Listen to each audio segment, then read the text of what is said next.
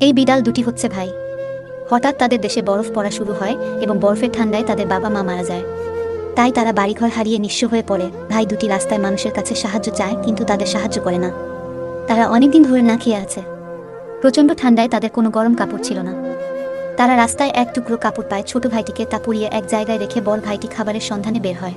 সে একটি খাবারের দোকানে যায় এবং দোকানদারের কাছে সাহায্য চায়, কিন্তু দোকানদার তাকে সাহায্য করে না এবং তাকে ঝাড়ু দিয়ে পিটিয়ে বের করে দেয়। ছোট ভাইয়ের কান্না সহ্য করতে না পেরে সে এক টুকরো রুটি চুরি করে পালায়, কিন্তু রাস্তায় পুলিশ তাকে ধরে ফেলে জেলখানায় নিয়ে যায়। তাকে প্রচুর শাস্তি দেয়। সে তাদেরকে বলে, আমাকে দয়া করে ছেড়ে দিন, আমার একটি ছোট ভাই অনেকদিন যাবত না খেয়ে আছে। না খেতে পেরে ও হয়তো মারাই যাবে। কিন্তু পুলিশরা তার কথা শুনে না এবং তাকে বন্দি করে রাখে। এদিকে ছোট ভাইটি বড় ভাইয়ের জন্য অপেক্ষা করতে করতে চিরনিদ্রায় চলে যায়। মানে সে এখন মারা গেছে। আমাদের আশেপাশে যখন কেউ আমাদের সাহায্য চায়, তখন আমাদের উচিত তাদেরকে সাহায্য করা। ভিডিওটি